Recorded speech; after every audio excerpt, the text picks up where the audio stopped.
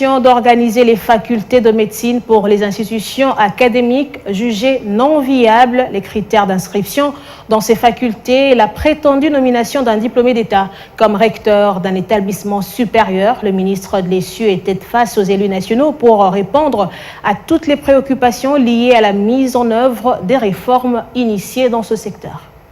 À l'hémicycle de la Chambre basse du Parlement, le ministre de l'ESU répond aux préoccupations des députés nationaux sur les mesures prises dans le cadre de la réforme du secteur de l'enseignement supérieur et universitaire. Mwindo Nzangi a tout d'abord répondu à la question orale avec débat du député Jean-Pierre Kayembe sur la prétendue nomination d'un diplômé d'État à la tête d'une institution dans le Kasaï. Pour lui, c'est bien un abbé professeur ayant rempli les conditions requises et président permanent choisi par la communauté locale. Et moi, j'ai exigé que toutes les personnes que je vais nommer dans le nouveau comité d'élection doivent résider là-bas.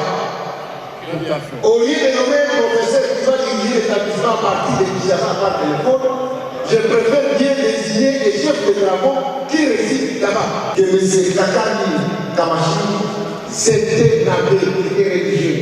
Et il réside là-bas. Là, il est proposé par la communauté parce qu'il y a la proximité et les gens aussi qu'ils pourraient jouer un rôle important parce que ce qui était là avant dirigeait l'établissement par téléphone. La restriction pour les institutions non viables d'organiser la faculté de médecine et la transparence dans la gestion budgétaire par les comités de gestion sont autant de questions soulevées par les élus nationaux qui en sortent satisfaits de l'éclairage apporté. Vous pouvez constater, en tout cas haut le main, tous les députés ont soutenu les réformes que les ministres ont commencées et nous pensons qu'il va continuer dans ce sens-là parce qu'il a affiché un esprit volontariste, un esprit de courage. C'est vraiment quelqu'un qui veut le changement dans ce secteur et nous pensons qu'avec l'appui de tous les députés de l'Assemblée nationale, le ministre va finalement arriver à assainir tout le secteur de l'enseignement supérieur et universitaire. Pour rappel, cette plénière intervient après le lancement officiel de l'instruction 023, le document qui donne les directives de la nouvelle année académique 2021-2022, prévue le 5 janvier prochain.